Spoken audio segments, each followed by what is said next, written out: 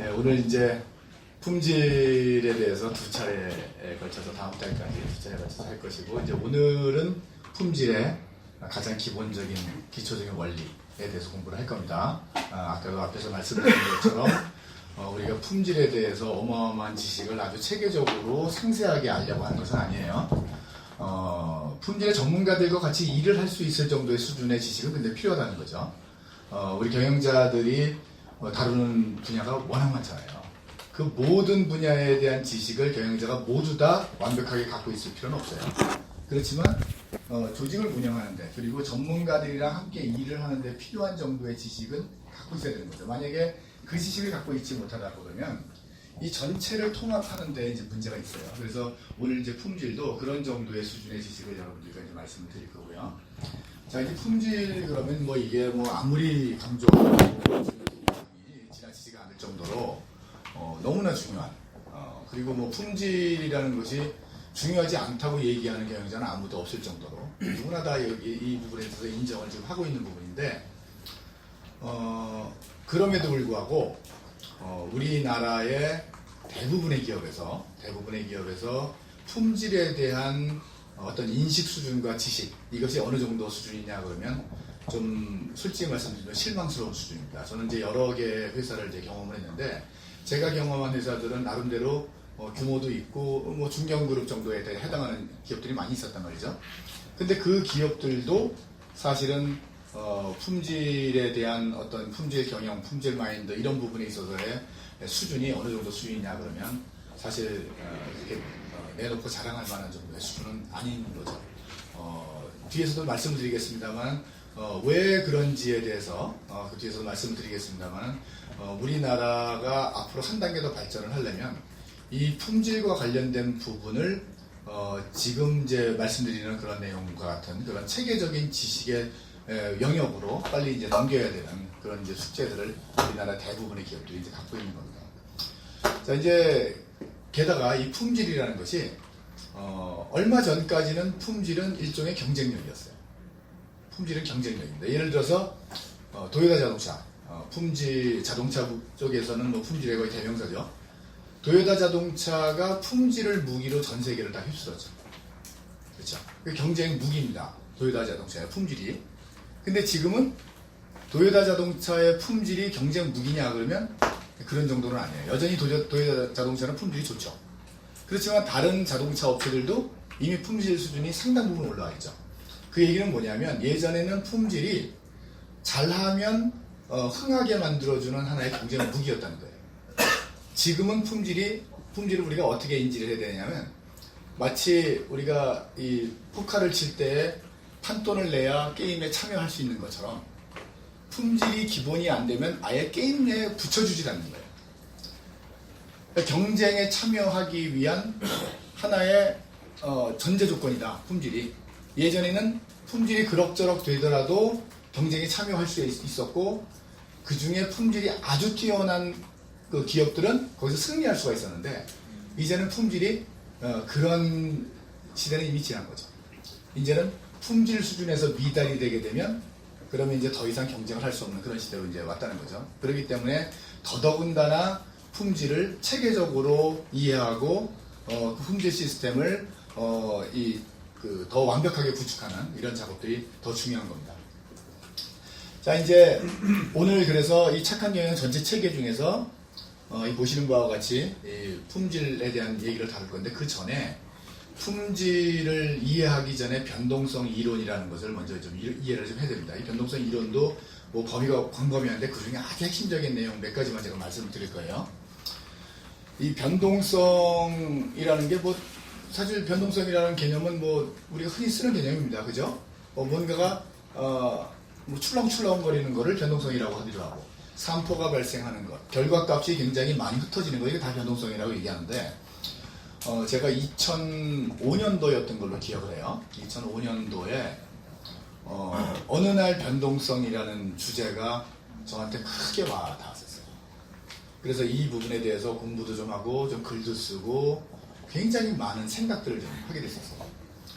제가 지금까지 이것저것 공부를 하면서 저의 생각을, 제가 세상을 바라보는 관점, 생각을 아주 근본적으로 크게 바꿔준 그런 계기들이 몇 가지 있거든요. 예를 들어서 협력의 진화라는 책에서 나온 내용들, 그러니까 죄수의 딜레마와 관련된 게임 이론, 이런 것들도 그 중에 하나고요. 그리고 TOC 린과 같은 어떤 전체 최적화 동기화와 관련된 이해를 했을 때도 제가 세상 바라보는 눈이 달랐었거든요. 그런데 이 변동성이라는 것을 제가 이해하면서부터 또 세상 보는 눈이 또 달라졌었어요. 그러니까 우리가 소위 그 개안을 좀 한다 그러잖아요. 눈이 좀 활짝 떠지는 그런 느낌이 났던 기억이 납니다. 그래서 여러분들도 이 변동성이라는 주제를 특히 경영을 하시는 분들은 이 변동성이라는 주제를 가지고 굉장히 많은 고민을 좀 하셔야 될 거라고 저는 생각이 들어요.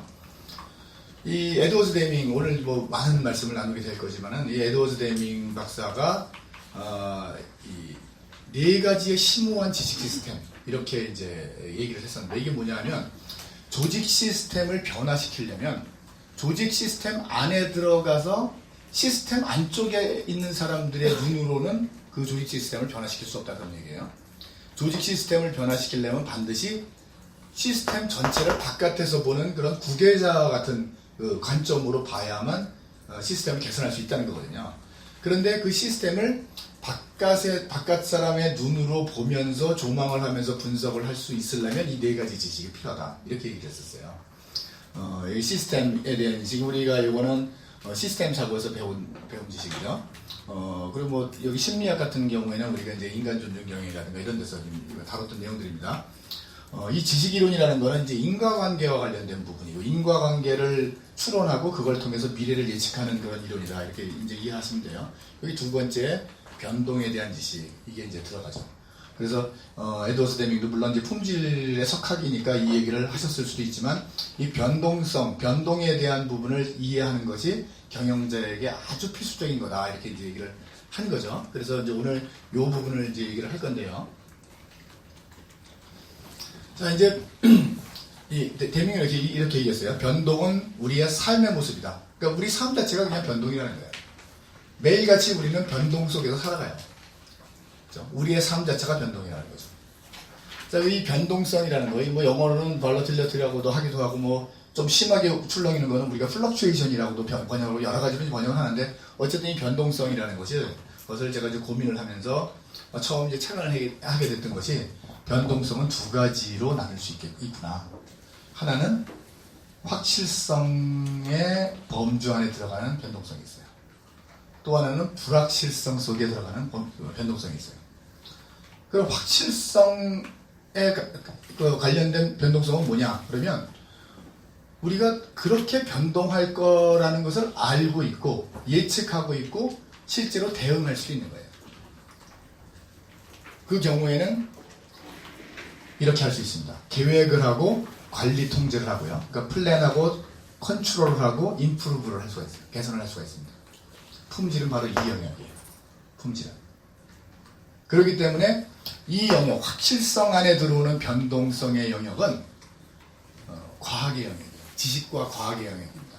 그렇기 때문에 품질도 제가 계속 반복적으로 말씀을 드릴 건데, 지식과 과학의 영역이다, 그런 얘기예요. 지식과 과학의 영역이라는 것은 품질을 확보하고 관리하고 개선하는 데에 대해서 필요한 지식이 이미 다 나와 있다. 우리가 새로 발견할 것이 아무것도 없고, 우리가 해야 될 일은 이미 나와 있는 지식을 열심히 배우기만 하면 된다, 그런 뜻이에요. 그런데 이쪽에 불확실성과 관련된 변동성은 또 얘기가 달라요. 이거는 이제 품질의 영역이 아닙니다. 오늘 이제 다룰 내용은 아니에요.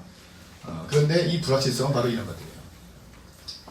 이 불확실성 쪽에 관련된 변동성은 얼만큼 변동을 할지, 그죠? 그 변동의 결과로 어떠한 일이 일어날지를 우리가 모르는 거예요.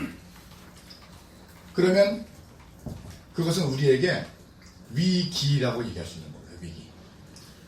그런데 지난번에 어디서 누가 그런 얘기를 하더라고요. TV에서 본 것 같은데, 위기라는 한자를 보면요, 위라는 글자만 놓고 보면 그게 리스크예요. 그죠? 근데 거기 기가 붙었어요. 기는 사실은 기회의 기자입니다. 그래서 오퍼튜니티예요. 그래서 동양의 사상에서는 그러한 예측 불가능한 변동성을 위기이자 기회로 본다 그런 얘기죠. 그런데 이제 서양에서는 그렇게 안 하죠. 서양에서는 그냥 리스크죠. 리스크는 리스크고 오퍼튜니티는 오퍼튜니티예요. 근데 우리 동양적인 사고에서는 리스크와 오퍼튜니티를 동전의 앞뒷면으로 본다는 거예요.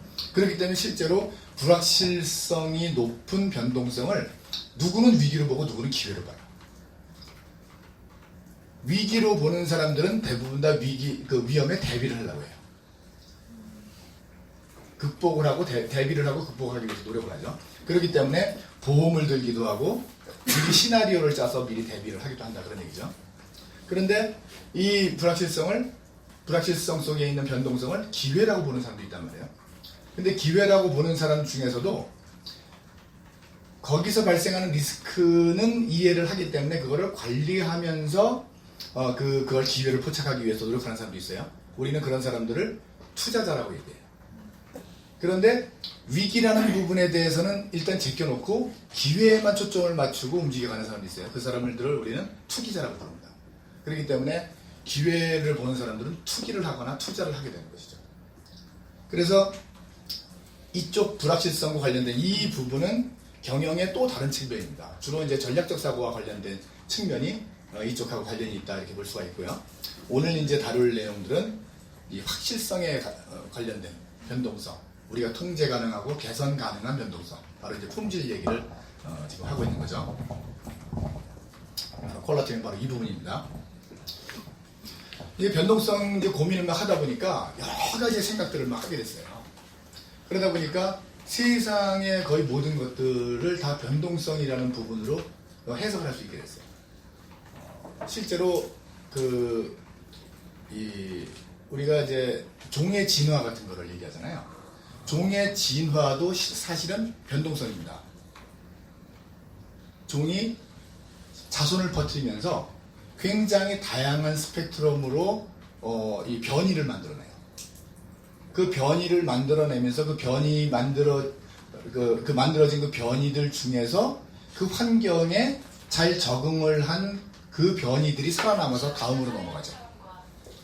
이렇게 넘어가기 때문에 실제로 그러한 이 진화의 법칙도 사실은 변동성에 관련돼 있어요. 제가 고등학교 때요 묵찌빠를 되게 잘했어요. 묵찌빠 저희 학교 챔피언이었습니다. 저희 학교에서 애들끼리 그냥 지들끼리 만든 WMAWMC라는 타이틀이 있었어요.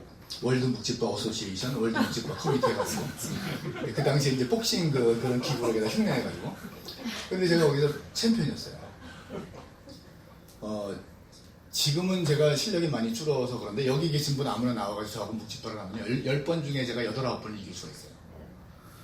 근데 묵찌빠의 원래 승률이 원래 얼마예요? 그냥 하게 되면 묵찌빠 승률은? 5대5예요 그냥. 저 가위바위보하고 똑같아요. 비긴 거는 이제 승부가 안 난 거니까.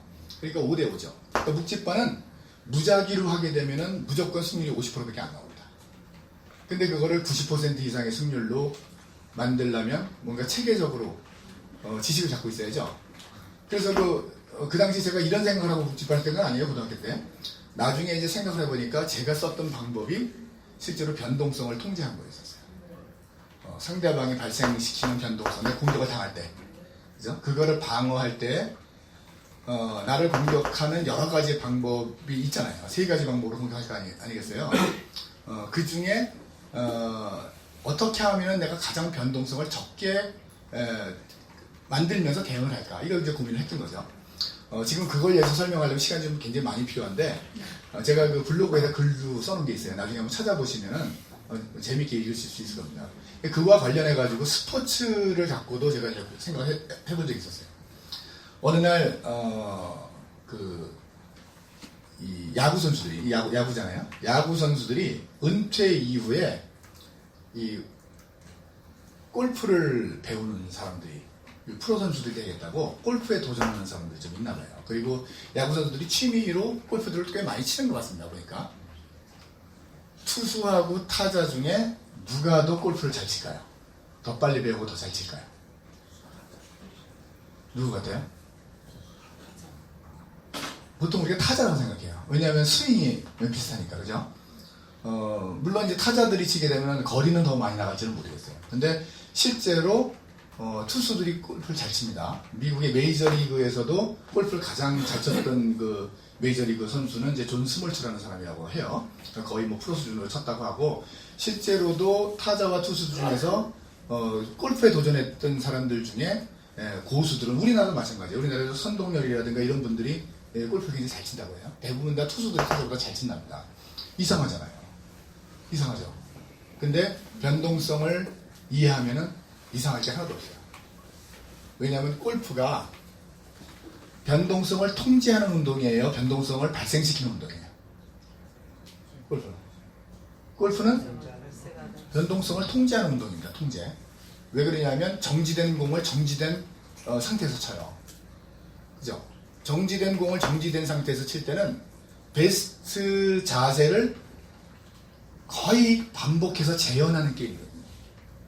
그죠? 스윙이 매번 달라지면 골프는 잘 못 치잖아요. 그런데 항상 좋은 스윙을 매번 똑같이 반복하면 골프는 잘 치게 되어 있잖아요. 결국은 어떻게 하면 변동성을 컨트롤할 건가의 게임이거든요. 사실은. 그런데 투수하고 타자 중에 변동성을 컨트롤하는 게 누구예요?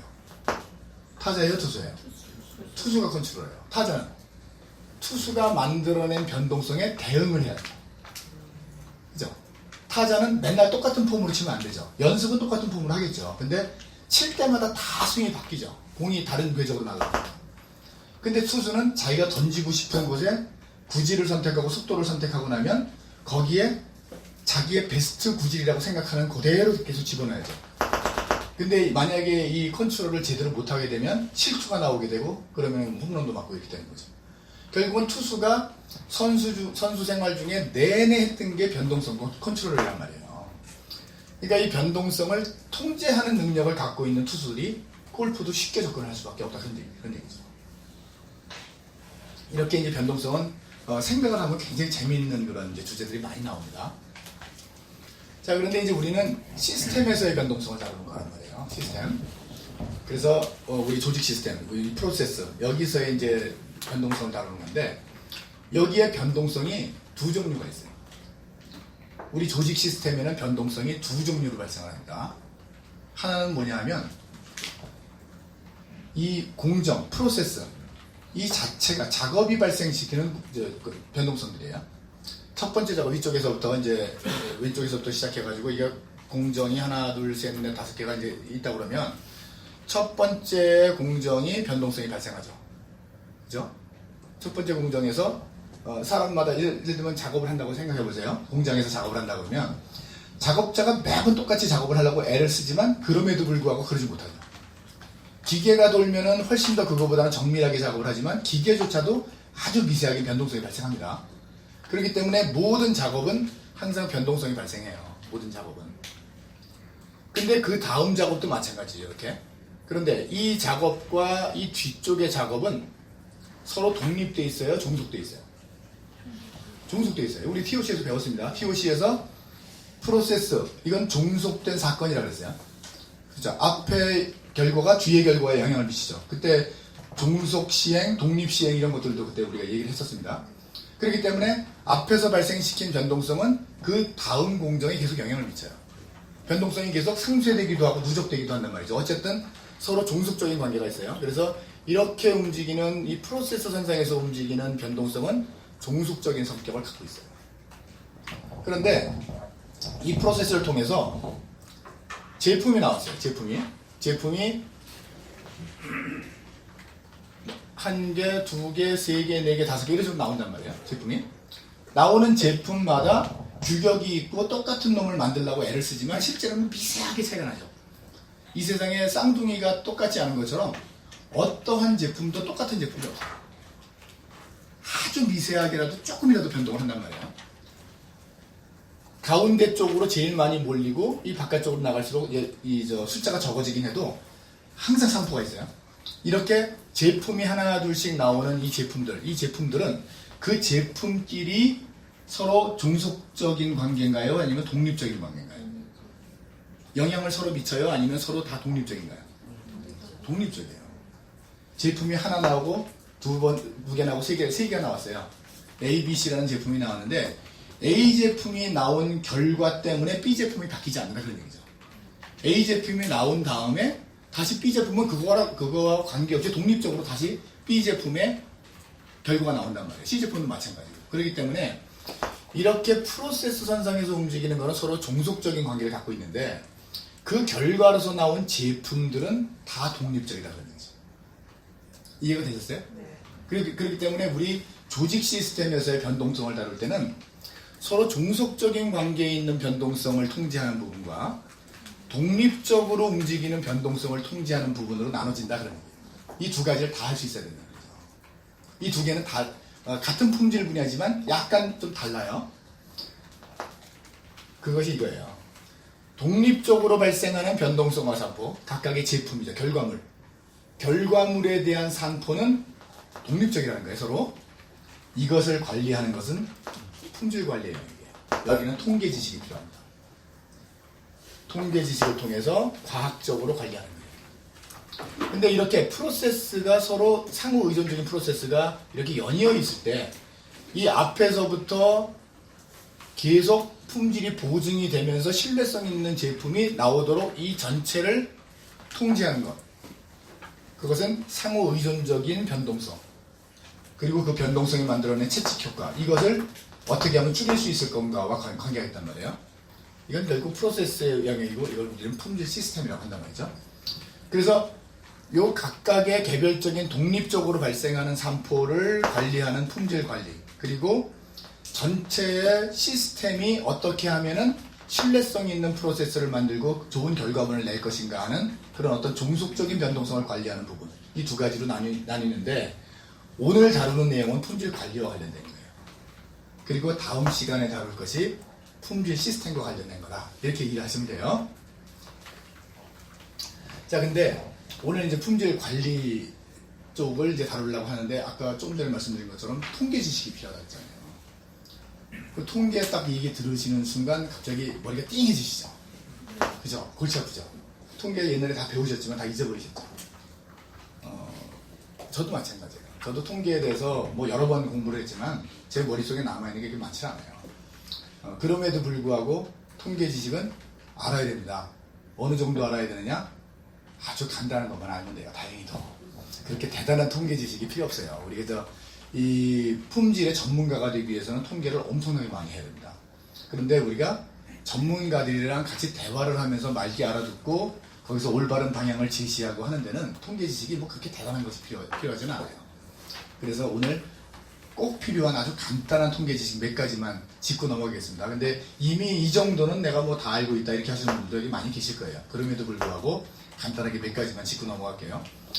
자, 이제 우리가 오늘 다룰 것이 독립적인 변동성이라고 했습니다. 그죠?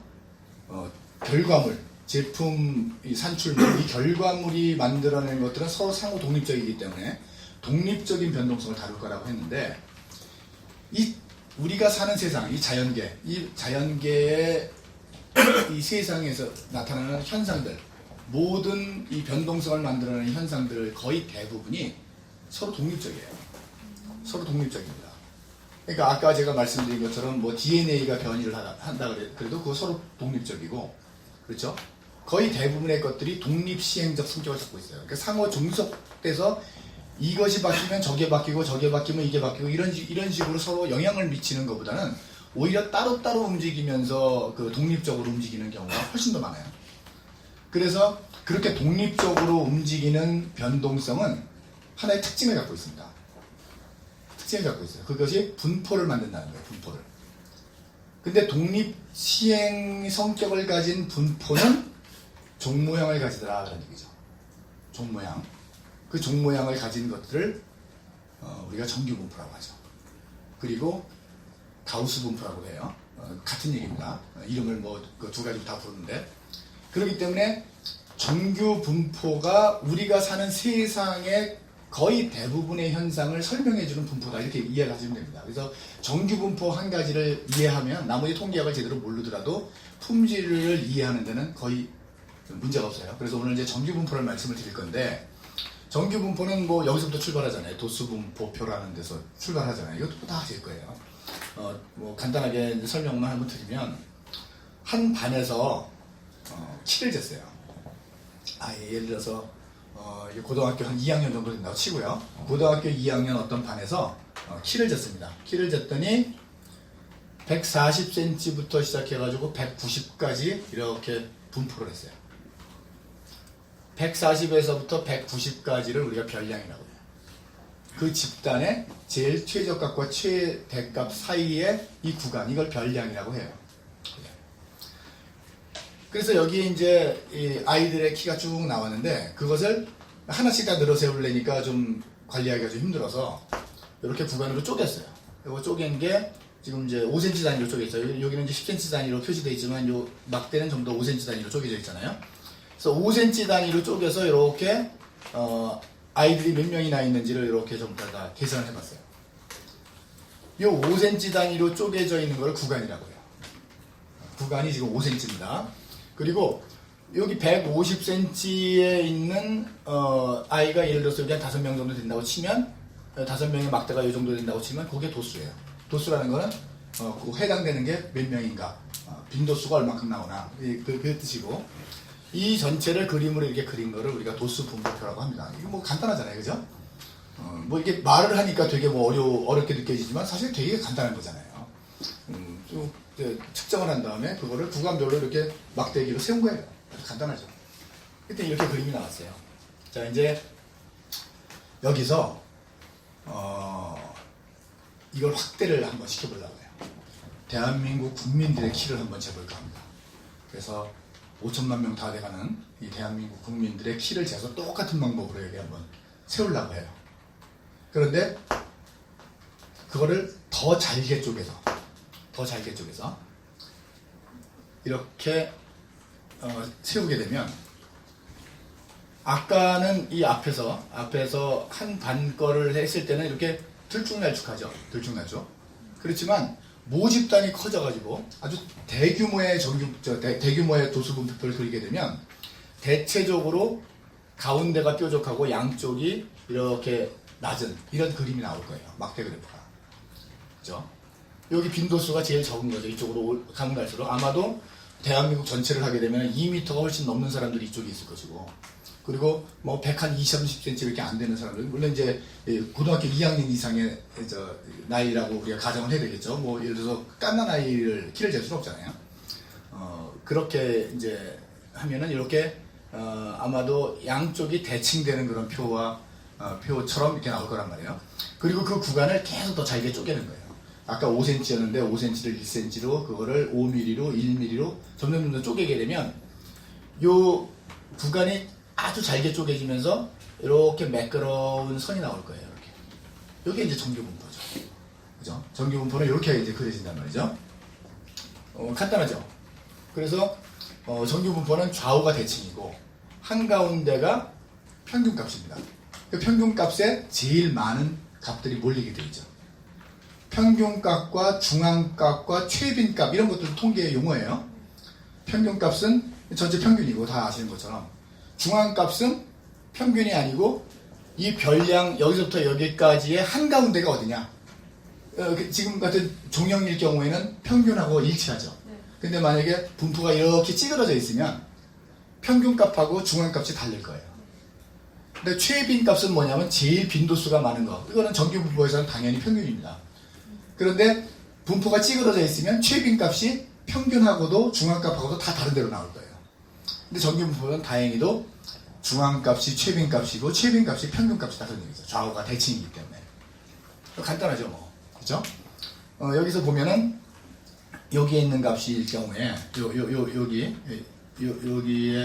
만약에 키가 이게 예를 들어서 한 155 정도 된다고 하면 치면 이 높이가 바로 빈도가 되죠.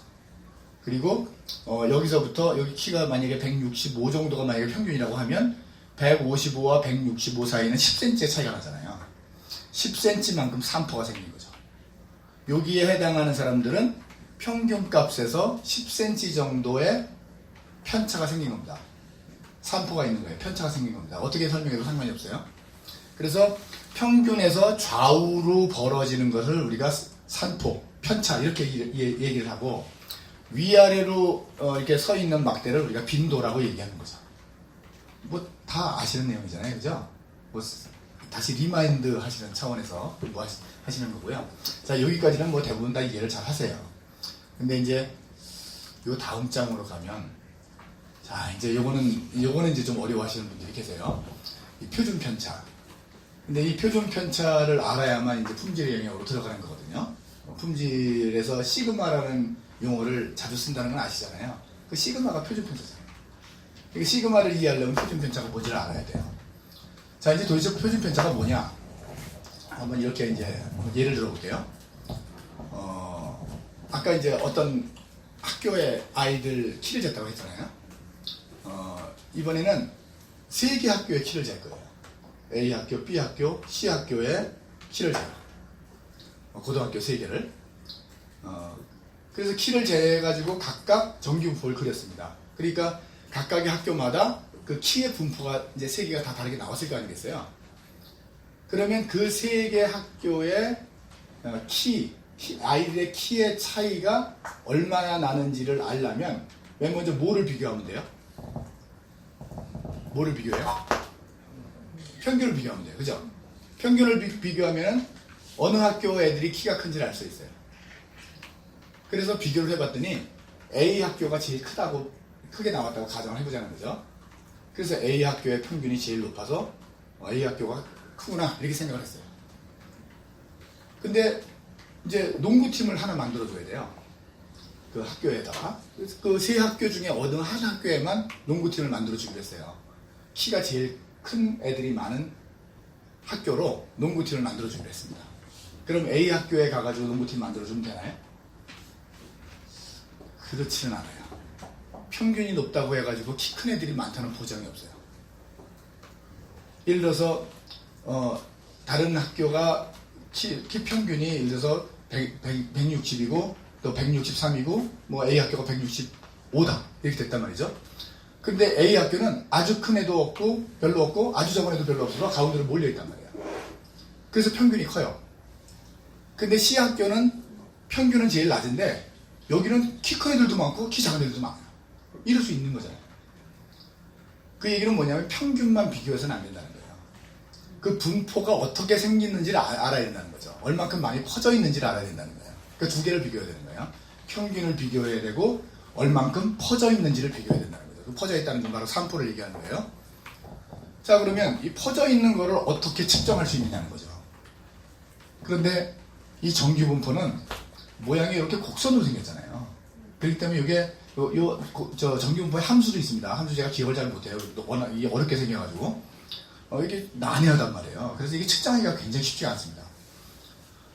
제일 그래서 이제 떠오르는 방법은 편차들의 평균을 비교하는 거예요. 편차들의 평균. 각각의 이제 A 학교, B 학교, C 학교에 퍼져 있는 정도를 비교하려면 이게 아까 말씀드린 것처럼 이렇게 좌우로 움직이는 것이 편차라고 했잖아요. 평균에서 얼마나 벗어나 있는지. 그것의 평균들이 있을 거 아니겠습니까? 편차가 얼만큼 나는지를 전부 다 더해가지고 나누면 되잖아요. 평균은 그렇게 구하잖아요. 그래서 편차들의 평균을 가지고 비교해 보려고 이제 먼저 생각을 해본단 말이죠. 그래서 이제 편차들 평균을 내보는 거예요. 자, 이제 A 학교에 이 종 모양이 있어요. 그걸 가지고 편차들의 평균을 냅니다. 예를 들어서 여기 있는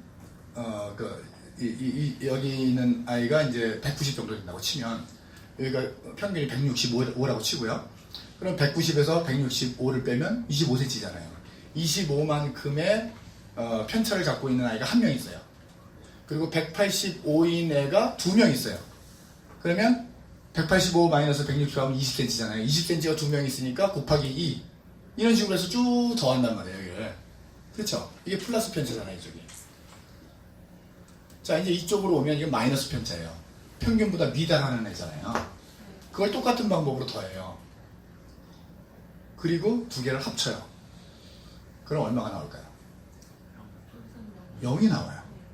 그렇죠? 아주 정확하게 0은 나오지 않겠지만 0에 근접하는 그림이 나와요. 왜 그러냐면 이쪽은 플러스고 이쪽은 마이너스인데 종 모양이니까 좌우가 대칭이잖아요. 그러니까 플러스의 편차를 다 더하고 마이너스 편차를 다 더해서 합치는 순간 0이 된단 말이에요. 그러면 A 학교의 평균 편차는 0이에요. B 학교는 얼마일까요? B 학교도 0이에요. C 학교도 0이에요. 말이 안 되죠. 다시 얘기하면 지구상에 존재하는 모든 종류의 정규 분포는 평균 편차가 0이에요. 평균 편차가 0인 놈이 바로 정규 분포다, 그런 얘기예요. 이 방법으로는 비교를 할 수 없다는 얘기예요. 그러니까 다시 말하면 평균 편차를 구해서 산포를 측정하는 것은 불가능하다. 그래서 고안을 하는 게 뭐냐? 그럼 마이너스 값을 없애면 되잖아요. 마이너스 값을 없애는 방법? 제곱을 하는 거죠. 제곱을 하면 없어지잖아요. 그래서 플러스 편차를 아까와 같은 방법으로 하는데 그냥 더하는 게 아니고 제곱을 해서 더해요. 제곱을 해서. 다 제곱을 해서 더합니다. 마이너스 편차를 다 제곱을 하면 다 플러스 바뀌잖아요. 그래서 더해요. 그러면 플러스 편차의 2배 정도 되는 사이즈의 그 숫자가 나오겠죠. 그죠? 그걸 나누는 거예요. 그거를 전체 모수로 나눠요. 그러면 제곱이 된 상태의 평균이 뭔지는 모르겠지만 뭔가 평균이 나온 거잖아요. 그죠? 제곱이 된 상태에 뭔가 평균이 나왔어요. 그거를 분산이라고 해요. 분산. 이만큼 퍼져 있다라는 전체적인 개괄적인 측정치입니다. 그리고 이게 제곱이 되어 있기 때문에 거기에 루트를 씌워요. 그러면 아까 평균 편차라고 볼 수는 없지만 평균 편차에 거의 비슷한 놈으로 숫자가 나올 거예요. 제곱을 해서 제곱근을 씌웠기 때문에 그거를 표준 편차라고 한다, 그런 얘기죠. 그래서 종형 모양이 플러스 편차와 마이너스 편차가 서로 상쇄되는 문제가 있기 때문에 그 마이너스 값을 플러스 값으로 바꾸기 위해서 제곱을 하는 거고, 그거의 평균을 구한 다음에 제곱근을 씌운 것이 바로 표준 편차고, 그래서 이 정규 분포에서는 그 표준 편차가 바로 산포를 계산하는 기준이 된다, 그런 얘기예요. 대체적으로 1시그마가 이런 정도 됩니다. 1시그마, 이쪽으로 1시그마, 이쪽으로 1시그마. 그 표준 편차, 표준 편차 1, 하나의 표준 편차죠. 그게 이런 정도의 범위를 가져요. 이 범위가 대체적으로 한 67% 정도 된다고 돼 있어요. 그리고 2시그마로 가게 되면은, 여기 어딘가에 오겠죠? 이렇게 오게 되면, 여기 있는 전체 면적 중에 약 한 96에서 97% 정도가 이 안에 다 들어간다. 그리고 3시그마가 되게 되면 이 끄트머리로 가겠죠. 끄트머리로 가게 되면 99.7%인가 얼마인가 제가 숫자가 정확히 안 나네요. 99% 이상의 면적이 그 시그마의 범위 안에 들어간다. 그래서 품질에서는 플러스 방향으로 3시그마, 마이너스 방향으로 3시그마, 이렇게 이쪽으로 3시그마, 이쪽으로 3시그마 정도 범위에서 정규 분포가, 이 결과물의 값이 정규 분포가 그려질 때 비교적 신뢰성이 있다, 그렇게 얘기하는 겁니다. 완벽하지는 않지만 비교적 신뢰할 수 있다. 99% 이상이 문제가 없을 것으로 예상이 된다, 이렇게 얘기를 하는 겁니다. 그래서 플러스 마이너스 3시그마가 굉장히 중요한 기준이에요. 일단 그렇게 이해를 하시고요. 자, 이제 통계, 조금 어려운 얘기 좀 지나갔어요. 자, 그러면 이제 이 통계와 관련된 가장 기초적인 지식을 갖고, 이제 품질에다가 이것을 어떻게 적용할지를 한번 이제 생각을 해보자는 거죠. 그러기 위해서는 먼저 이걸 한번 이제, 봐야 되는데, 여기 그 군대에서 병사 둘이서, 총을 이제 사격훈련을 하는데, 둘이서 초코파이 내기를 했어요. 군대에서 초코파이가 얼마나 귀한 건지 아시죠? 네. 초코파이 내기를 했습니다. 그래서 점수가 낮은 사람이 높은 사람에게 초코파이 하나를 사주기로 했어요. 누가 누구한테 사줬을까요? A가 B한테 사줬어요? 아니면 B가 A한테 사줬어요? A가 B한테 사줬습니다. B가 이겼어요, 게임을. 그쵸? 점수가 B가 높아요. 그쵸? 그런데 이 사격이 끝났어요. 소대장이 와가지고 이제 이 대대에서 하는 사격 대회가 있는데 거기에 선수를 선발해야 돼요. 누구를 선발했을까요? A를 선발했어요. 자, 이 병사 A와 병사 B의 각각의 문제가 뭔지 아시겠어요? 이런 문제를 갖고 있어요. 병사 A는 사격을 잘하는 친구예요. 근데 총하고의 궁합이 안 맞아요. 총하고의 궁합만 맞춰주면 이 선수는 거의 가운데다 다 갖다 넣을 친구죠. 근데 두 번째 친구는 총하고는 문제가 없어요. 근데 이 친구는 사격술 자체가 문제가 있어요. 이 두 개는 다른 거라는 거예요. 품질 관리할 때 이 두 개를 구분하는 게 어마어마하게 중요합니다. 이거 구분을, 문제를 직면했을 때 이 둘 중에 어떤 건지를 파악하는 거를 해내면 품질 문제 반 이상을 푸는 거예요. 대부분 이 두 가지를 모르거나 아니면 알고 있더라도 헷갈려요. 하나는 정확성의 문제고 하나는 정밀성의 문제입니다. 우리 고등학교 때 영어 배울 때, 중학교, 고등학교 때 영어 배울 때 accuracy 그러면 동의어, precision 이렇게 했단 말이에요. 저도 그런 줄 알았거든요. 전혀 아니에요. 두 개 완전히 다른 단어입니다. accuracy는 뭐냐면 맞춰야 될 목표가 있어요. 그 목표에서 벗어난 목표에 얼마큼 근접했느냐가 accuracy예요. accurate 하지 않은 것은 목표에서 벗어난 겁니다. precise 한 거는 뭐냐면 결과값이 일관성 있게 나오는 걸 precise 하라고 합니다. 그러니까 precise 하지 않은 것은 사음포가 큰 거예요. 이해가 되세요? 두 개는 전혀 다른 겁니다. 그래서 병사 A에 대한 처방과 병사 B에 대한 처방이 다를 수밖에 없어요. accuracy와 precision의 문제는 전혀 다른 문제이기 때문에 그래요. accuracy의 문제는 품질 문제에서는 대부분 다 구조의 문제예요. 구조 자체가 문제가 있는 거예요. 그 구조를 바꿔줘야 돼요. 이 병사 같은 경우에는 구조가 바로 총이었죠. 총하고의 궁합이에요. 근데 그것을 안 바꿔주고 얘한테 총 못 쏜다고 두들겨 패면 문제가 하나도 해결 안 되죠. 그렇죠? 두 번째 병사는 프리시전의 문제인데 이거는 운영의 문제예요. 결국은 기술의 문제라는 거죠. 이 친구의 이제 사격술의 문제인 거죠. 그렇죠? 그런데 이 친구의 문제를 해결하기 위해서 이 총 저 총으로 바꿔준다고 해서 문제가 해결되지 않는다는 거죠. 자, 그럼 우리가 품질 문제도 똑같이 접근하고 똑같이 해결할 수 있다는 거예요. 결국은 품질 문제는 세 가지의 방법으로 해결할 수 있습니다. 사실은 두 가지예요. 두 가지인데 두 가지가 어려울 경우에 한 가지를 더 생각해 볼 수 있다는 차원에서 제가 세 가지를 말씀드렸는데 사실은 첫 번째, 두 번째 게 품질 문제를 해결하는 가장 기본이죠. 첫 번째 게 accuracy의 향상입니다. 이거는 이제 그림을 그리게 되면 이렇게 돼요. 전기 분포가 있는데 지금 분포가 이렇게 그려졌어요. 이렇게 평균값이 여기잖아요. 그런데 실제로 요구되는 값은 평균값이 여기 있어야 돼요.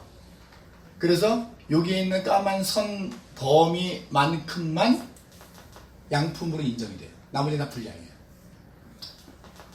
분포가 이렇게 기울어져 있기 때문에 이 왼쪽으로 나간 놈은 대규모로 불량이 났겠죠. 그렇죠? 자, 이거를 해결하려면 어떻게 해야 돼요? 이 분포를 이쪽으로 다 이동시켜야죠. 분포 자체를 수평 이동을 시켜야 됩니다. 중심값을 맞춰야 돼요. 이렇게 분포를 이렇게 오른쪽으로 이동시키게 되면 분량이 확 줄게 되죠. 이것은 구조, 기술 이런 것들을 바꿔줘야만 가능해요. 보통 설계 같은 것들을 손을 보고 엔지니어들이 많은 노력을 기울여야만 가능한 부분이에요. 구조적인 부분입니다. 자, 두 번째는 분포가 이렇게 나왔는데 기준이 이 품질 양품을 판단하는 기준이 여기 있는 까만 선으로 되어 있어요. 그랬더니 왼쪽 오른쪽에 많은 부분들이 바깥으로 나갔죠. 그래서 꽤 많은 분량이 나요. 그래서 이 분포를 이렇게 뾰족하게 만들었어요. 훨씬 더 일관성 있게 3%를 줄인 거죠. 3%를 줄이게 되면 요 기준 안으로 요 그래프가 다 들어왔잖아요. 그러면 이제는 분량이 없어지겠죠. 그러니까 3포가 큰 경우에는 3포를 줄여야죠. 만약에 이 두 개를 바꾸게 되면 어떻게 돼요? 그러면 처방이 달라지는 겁니다. 자, 이 3포를 줄이는 쪽은 보통 공정에 있는 작업자의 숙련도가 높아진다든가 여러 가지 뭐 표준이라든가 이런 것들이 더 개선이 된다든가 이런 걸 통해서 가능해요. 그러니까 공정의 문제라는 거죠, 이 공정. 실제 운영상의 문제예요. 이거는 설계상의 문제예요. 근데 이걸 구별을 잘못하게 되면 운영상의 문제가 있어서 산포를 줄여야 되는데 설계자들을 닥달을 할 수 있어요. 반대로 설계에서 손을 봐주지 않으면 절대 문제가 해결이 안 되는데 그걸 갖고 작업자들을 닥달할 수 있다. 그런 얘기죠. 이 두 가지의 문제를 구별하는 건 엄청나게 중요합니다. 이 두 가지가 동시에 개선되는 게 최선이죠. 가운데 값도 정확하게 맞추면서 산포까지 줄일 수 있다면 가장 최선이겠죠. 만약에 이러한 문제 갖고도 해결이 안 된다 그러면 최선의 방법은 아니지만 한 가지 방법 더 있긴 해요. 컨트롤 능력을 증대시키는 거예요. 이 정도의 굉장히 산포가 큰 그런 이제 그래프가 나오는데 여기 있는 까만 선 정도의 기준이 있어요. 그러면 굉장히 많은 분량이 나죠. 근데 만약에 그 내부에서 이전에는 분량으로 문제라고 판정이 될 만한 것을 수용할 수 있는 능력을 갖추게 됐어요. 만약에 그렇게 되면은 이 관리 범위가 넓어지게 되죠. 그러면 이전의 분량이었던 것이 수용이 되니까 분량이 줄어들게 되죠. 이렇게 컨트롤 능력, 관리 역량을 향상시키고 이 수용 범위를 넓힘으로써 이 문제를 개선할 수도 있습니다. 그렇지만 근본적인 개선 방법은 이 위에 두 가지다 이렇게 생각하시면 돼요. 이거를 좀 더 예를 들어가지고 다시 설명을 드리면, 자 이제 아까 A 병사죠. A 병사의 결과인데 요거를 이렇게 하게 되면 0점 조정을 통해서 사격 명중 향상, 이건 이제 이해하셨죠? 이거와 마찬가지로 이렇게 여기는 파란 선, 이 바깥으로 나가는 게 다 스펙 아웃이에요. 이렇게 그림이 그려졌으니까 이 왼쪽에 있는 이렇게 커다란 넓은 지역이 다 불량으로 판정이 될 거예요. 이거를 이렇게 가운데로 이동을 시키게 되면 이제 문제를 개선할 수 있는, 이게 에큐러시 향상은 이렇게 이제 개념적으로 설명을 드릴 수가 있고, 이제 프리시전 향상, 정밀도 향상은 이제 이게 골프 퍼팅이라고 생각을 하시고요. 골프 퍼팅을 하는데 첫 번째 퍼팅, 보통 두 번을 많이 하죠. 근데 첫 번째 퍼팅을 홀 주변 60cm 이내에 갖다 넣게 되면 골프를 잘 못 치는 사람도 60cm 이내는 거의 대부분 다 집어넣을 수가 있어요. 그래서 60cm 이내에 갖다 넣는 걸 일단 목표로 하기로 해요. 그래서 첫 번째 A 골퍼가 한 15m 정도 되는 이제 퍼팅을 한다고 치고 롱 퍼팅을 하는데 결과가 이렇게 나왔어요. B 골퍼는 이렇게 나왔습니다. 누가 더 퍼팅을 잘하는 거예요? B가 잘하는 거죠. 당연히 그래프도 여기가 훨씬 더 뾰족하게 나올 거예요. 홀 주변에 많이 모였으니까. 그러니까 다시 말하면 B 골퍼가 훨씬 더 프리사이즈하다, 정밀도가 높다, 이렇게 이해하시면 되죠. 정밀도 향상은 A 골퍼 같은 경우에는 이 B 골퍼와 같은 이런 그림이 나오도록 연습을 열심히 해야 되겠죠. 근데 이제 세 번째 방법이 아까 있다 그랬잖아요. 허용치를 훨씬 더 넓힐 수 있다면 그것도 문제 해결 방법 중에 하나다 그랬잖아요. A 골퍼하고 B 골퍼가 여기까지는 이렇게 실력 차이가 이렇게 났는데 이거보다 훨씬 더 짧은 퍼팅, 3m 이내 퍼팅, 2m 이내 퍼팅에서는 또 다른 결과가 나와요. 예를 들어서 A 골퍼는 롱 퍼팅을 갖다 붙이는 거는 신통치 않았어요. 근데 3m 이내에 들어간 거는 거의 대부분 다 넣을 수가 있어요. 그런데 B 골퍼는 홀에 갖다 붙이는 능력은 A 골퍼보다 뛰어나요. 그런데 자신있게 넣을 수 있는 범위가 2m 이내밖에 안 돼요. 그렇게 되면 결과값이 또 달라지죠. 그렇기 때문에 산포가 클 경우에 산포를 줄이는 것이 최선이지만, 만약에 그것이 어렵다고 하면 그 산포를 어떻게 하면 수용을 할 것인가, 그것도 하나의 생각할 수 있는 방법이라는 거예요. 이거를 이제 야구에다가 갖다 적용을 하게 되면 야구의 어떤 한 선수의 주간 타율, 1년 내내 그 타율 중에 주간 타율을 계산해서, 주간 타율의 평균을 계산해서 가지고 그거를 몇십 주를 쭉 이렇게 이제 계산을 했더니 이런 이제 분포가 나왔어요. 이 친구는 타율이 2할 오픈입니다. 2할 오픈에 산포가 1할 때부터 4할 때까지 나오죠. 아주 잘 칠 때는 4할 이상을 치고 못 칠 때는 1할도 못 치는 거예요. 이렇게 분포가 나왔어요. 자, 이 선수는 굉장히 평범한 선수죠. 야구를 좀 아시는 분들은 이 정도 나오게 되면 굉장히 평범한 선수고 높은 연봉을 받기 어려운 친구죠. 이 친구를 좋은 선수로 개선을 하려면 세 가지 방법이 있는 거죠. 첫 번째 방법은 액큐러시를 향상시키는 게 어떤 걸까요? 타율을 높이는 거예요. 타율 훈련 더 열심히 해서 정확하게 치도록 만들고, 그래서 타율 전체를 높이는 겁니다. 예를 들어 2R 오프닝 타율이 3R로 높아지게 되면 이 친구는 연봉도 더 받고 좋은 선수가 되겠죠. 두 번째는 뭐냐면, 타율을 높이는 거는 이게 쉽지 않다고 하면 일관성을 확보하는 거예요. 일관성.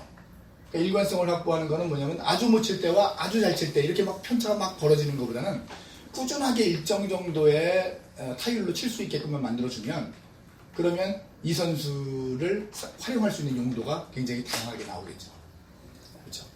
세 번째 방법, 이도저도 아니면 그러면 마이너리그로 보내는 거죠. 그럼 마이너리그에서는 이 선수는 굉장히 좋은 선수가 될 수 있어요. 거기서는 3할을 칠 수 있을지 모르잖아요. 아니면은 이 선수가 보니까 예를 들면 왼손 타자인데 오른손 투수한테는 강한데 왼손 투수한테 약해서 이렇게 타율이 이렇게 나온다 그러면, 예를 들면 투수가 오른손 투수 나올 때만 기용을 한다든가, 이런 등등으로 활용을 함으로써 이 친구의 품질을 높일 수가 있다는 거죠. 그래서 항상 품질에는 액큐러시와 프리시전이 있다. 이 두 개는 엄청나게 중요합니다. 그래서 품질 문제를 해결할 때는 반드시 이것이 정밀도의 문제, 정확도의 문제냐 정밀도의 문제냐, 이걸 먼저 파악을 해야 되고, 그 두 가지는 문제를 푸는 방법이 다르다. 이 두 가지의 문제로 문제를 풀 수 없을 때에 예를 들어서 관용도를 높이는 쪽으로 한 번 더 생각해 볼 여지는 있다. 이런 정도로 이해를 하시면 될 것 같아요. 자, 이제 여기까지가 통계와 변동성과 관련된 기초적인 지식입니다. 이 부분이 좀 어렵게 받아들여지실 거라고 해서 좀 걱정이 됐는데 괜찮았죠? 이 정도면. 네. 그럼 이제 품질로 넘어가겠습니다. 자, 이제 품질이라는 것을 우리가 굉장히 중요하게 생각하고, 뭐 거의 경영자라면 매일같이 품질에 대해서 고민을 하는데도 불구하고, 사실은 품질이 뭐예요? 이렇게 물어보면 마땅히 대답을 잘들 못하세요. 우선 품질에 대한 이해가 충분하지 않은 경우가 대부분입니다. 품질을 중요하다고 생각하면서도 품질에 대해서 아주 깊은 고민을 해봤거나 체계적인 공부를 안 해보게 되면 품질을 그냥 굉장히 개념적으로만 얘기를 하고 계세요.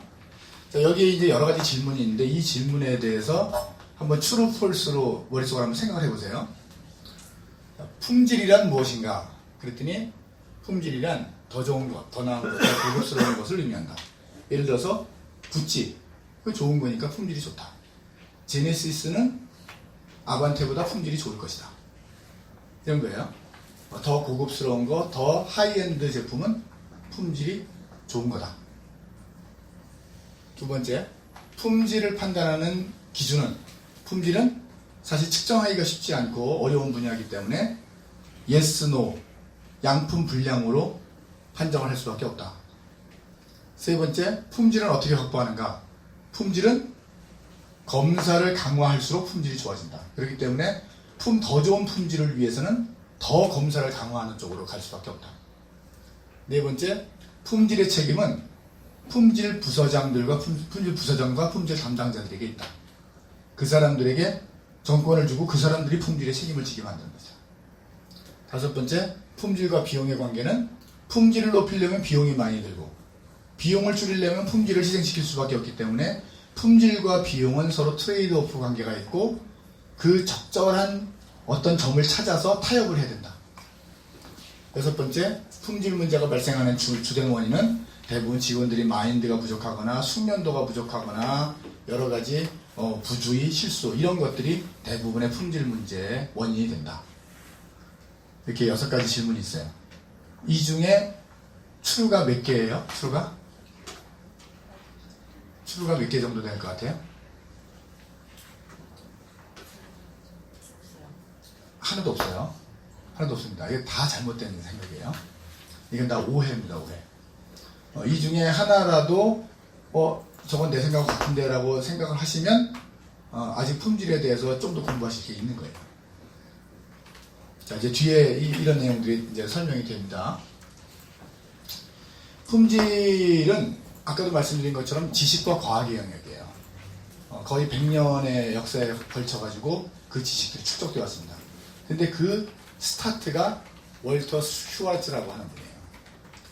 월터 슈와르트죠. 월터 슈와르트라는 분은 원래 품질의 전문가라기보다는 통계학자였어요. 근데 이분이 통계학이라는 것을 공정에 대입하기 시작했습니다. 그래서 통계가 실제 생산 현장하고 만나기 시작한 게 이제 슈와르트부터예요. 근데 슈와르트의 제자가 바로 에드워즈 데밍이에요. 에드워즈 데밍이 스승으로부터 그 지식을 전수받고 그것을 실제의 기업체에서 체계적인 지식으로 정립을 했습니다.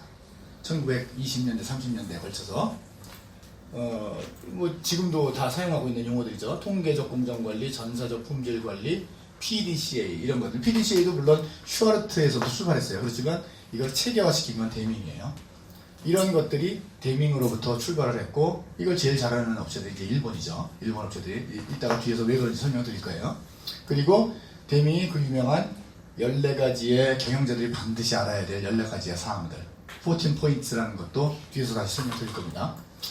에드워즈 데밍의 제자가 조셉 주란이에요. 조셉 주란은 에드워즈 데밍이 주로 품질 관리, 아까 제가 말씀드렸던 그 독립 시행에 관련된 변동성 거기에 초점을 맞춘 품질 관리 쪽에 많은 비중이 있었다고 하면 이것을 품질 시스템, 그러니까 프로세스 전체에 걸쳐서 품질을 확보하는 그런 품질 시스템에 접목을 시킨 분이 조셉 주란이다. 그래서 지금 우리가 품질 경영이다 그러면 품질 경영의 출발은 에드워즈 데밍이고 그것을 집대성한 것이 조셉 주란이다. 이렇게 이해하시면 될 것 같아요. 필립 크로스비라는 분은 학자가 아니에요. 이 위에 있는 분들은 다 학자인데 이 필립 크로스비는 경영자예요. 그래서 경영 현장에서 실제로 리더십을 발휘하고 품질 문제를 풀어가는 그 경험을 가지고 품질을 석하게 됐어요. 지금 우리가 흔히 접하고 있는 제로 디펙트 이 이론의 창시자 이분이 이 용어를 제일 처음에 쓰고 이 개념을 정립했죠. 그리고 이제 다음 달에 다룰 건데 4가지의 앱솔루트 절대 지식이죠. 절대 원리 퀄러티에 관련된 4가지의 절대 원리라는 것을 이분이 이제 창안을 했죠. 이렇게 이제 계보가 이어져요. 이분들이 이제 품질을 이렇게 정의를 했어요. 이 각각의 정의를 보시면 조금씩 다른데 일단은 그 에드워즈 데밍은요. 그 책의 챕터가 품질이란 무엇인가 What is quality라는 챕터가 있어요. 이번에 책에 보면 근데 What is quality라는 그 챕터 전체를 다 읽어봐도 퀄러티가 뭐라고 안 나와요. 근데 굿 퀄러티가 뭐라는 거는 얘기해요. 그러니까 이분에게 퀄러티는 그냥 굿 퀄러티가 퀄러티인 거예요. 제가 이제 나름대로 번역을 했는데 잘 번역을 한 건지 잘 모르겠어요. 우선 고객 요구라는 말이 나오고요. 거기에 들어맞는 품질 표준, 그러니까 고객 요구에 들어맞는 품질 표준을 기반으로 해서 균일성, 신뢰성을 예측할 수 있는 정도. 그러니까 굿 퀄러티라고 하는 것은 과학적으로, 체계적으로 지금 이 제품이 어떠한 결과가 나올 것이고 어느 정도의 신뢰성을 가질 것인가를 예측할 수 있는 것. 이걸 굿 퀄러티라고 한다. 이렇게 이해하시면 돼요. 이제 조셉 주란은 훨씬 더 간단하게 얘기했죠. 나중에 이제 조셉 주란은 요 정의에다가 추가적으로 다른 것들을 더 이제 뒤쪽에 좀 살을 더 붙였는데 최초에는 이렇게 설명을 했어요. 퀄러티는 fitness for use. 용도에 딱 들어맞는 것. 그것이 바로 퀄러티다. 이렇게 얘기했어요. 필립 크로스비는 이제 경영자 출신답게 좀 멋지게 얘기했죠. Quality is conformance to requirement. 그러니까 요구되는 사항에 대해서 컨포먼스 한 것. 컨포먼스라는 것은 적합하다, 충족시킨다, 뭐 이런 등등의 뜻을 갖고 있습니다. 이 피트니스하고도 일맥상통하는 이제 단어예요. 그러니까 그렇게 놓고 보면 이 두 분은 이 조셉 주란하고 필립 크로스비 이 두 분은 비슷하게 정의를 했다는 걸 알 수 있죠. 근데 에드워즈 데밍도 가만 보면 사실 다 있어요. 여기에 use, requirement라는 것이 여기에 보면은 고객 요구, 그렇죠? 여기에 뭐 퀄러티 스탠다드 스테이트 투 커스터머라고 하는 것이 바로 이제 그 얘기죠. 그리고 적합성이라는 것도 여기 유니포머티, 디펜더빌리티 이런 내용들이 그 내용이기 때문에 사실은 이 세 분의 정의는 거의 다 비슷한 정의라고 봐야 돼요. 저는 이 세 가지의 정의 중에 필립 크로스비의 정의가 그래도 가장 현실적으로 쉽게 우리가 이해할 수 있고 기억할 수 있고 가장 이 정책을 전개하기에 좋은 정의가 아닌가라고 저는 개인적으로 생각합니다.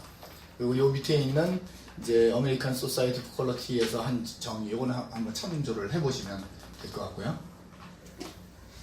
자, 이분들입니다. 이분들의 저서들이에요. 제가 읽었던 책들 이렇게 일단 표시를 해놨어요. 에드워드 데밍의 Out of the Crisis. 이건 뭐 아주 명저죠. 그러니까 경영학의 불멸의 명저, 경영학의 역사를 빛낸 불멸의 명저를 30권을 꼽든 50권을 꼽든 100권을 꼽든 항상 들어가는 책이에요. 명저 중의 명저죠. 이 조셉 주라는 이제 이분의 책 중에 제일 이제 그 두꺼운 책이 아까 말씀드린 그 퀄러티 핸드북인데, 저는 그거는 이제 다 읽지는 못했지만 워낙 이제 두꺼운 책이고 또 전문 내용이 많고 해서 그 책에 있는 내용들을 상당 부분 이제 축약해서 써놓은 책이 이제 이 책인데, 이 책을 제가 읽었었고요. 필립 크로스비는 이제 두 가지의 책이 대표작이에요.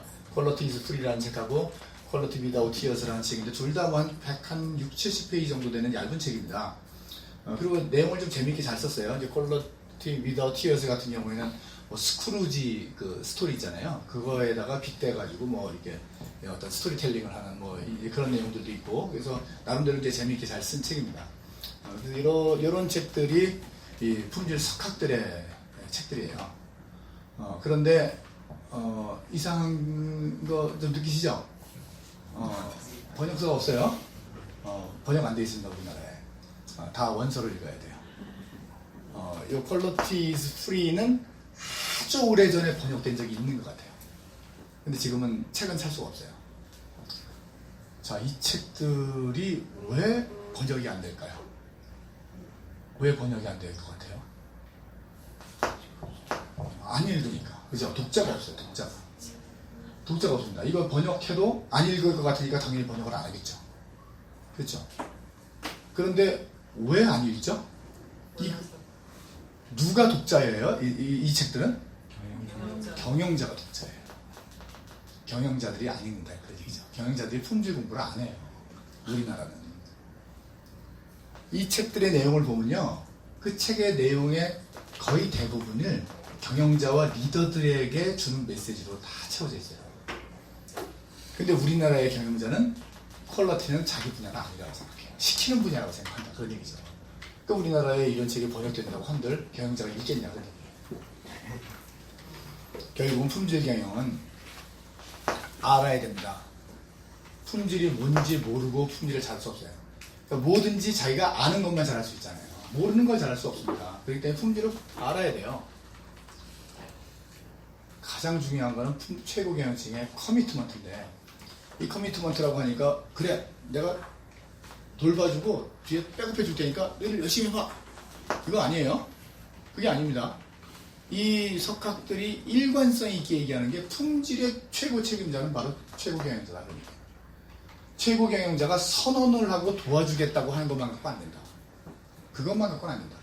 최고 경영자가 품질에 대해서 공부를 하고 이해하고 자기의 역할이 뭔지를 알아야 되고 실제로 거기에 대해서 책임을 수행해야 된다. 그래야만 품질 경영이 제대로 작동이 된다, 그런 얘기예요. 그리고 품질 관리는, 이거는 아까도 말씀드린 것처럼 과학이고 지식이란 말이죠. 용기, 뭐 노력, 이걸로 되는 영역이 아니에요. 불러다가 막 조지고 뭐 이런다고 해서 품질 좋아지는 거 아닙니다. 우리나라의 그 대기업들도 밑에 협력업체 불러다가 그런 식으로 해요. 그죠? 그런다고 품질이 안 좋아진단 말이에요. 실제로 지식과 과학이 여기 접목이 돼야만 좋아지는 거예요. 그걸 알아야 돼요. 그리고 무엇보다도 조직 문화가 중요해요. 왜냐하면 품질의 수준을 회사가 설립하자마자 단박에 최고의 품질 수준으로 높아진 회사는 없어요. 지금 품질 분야에서 최고봉이라고 할 수 있는 회사들, 뭐 도요타를 포함해서, 그런 회사들은 처음부터 품질이 좋았던 회사가 아니에요. 문제가 발생했을 때 철저하게 파고들어서 원인 규명을 하고 재발이 되지 않도록 하는 것을 계속 반복해왔던 회사들이 최고 수준으로 올라갔어요. 다시 말하면 실수가 반복되지 않게 하는 거예요. 실수가 나오는 건 어쩔 수 없다는 거예요. 실수가 나오는 건 어쩔 수 없지만 실수가 반복되지 않도록 하는 것, 그것이 최고의 품질 시스템을 구현하는 방법인데, 자, 그러면 실수를 용인하고, 그렇죠? 실수를 리포팅하도록 만들고, 그리고 실수를 내놓고 서로 토론하게 만들고, 이런 것이 가능해야 된다는 뜻이잖아요. 근데 만약에 그게 아니면 사람들이 실수했다고 입을 딱 닫아버리고 감추고, 만약에 이런 조직 문화라고 하면 계속 나왔던 문제가 또다시 반복되겠죠. 그런 회사들은 품질 문제 해결할 수 없는 거죠. 그렇기 때문에 문제를 꺼내놓고 얘기할 수 있고, 서로가 거기에 대해서 토론하고 해법을 찾을 수 있고, 그 결과로서 근본적인 원인 규명을 하고 재발이 방지될 수 있는 그러한 조직 문화를 갖춘 회사들이 결국은 품질 경영에 성공을 한다, 그런 얘기죠.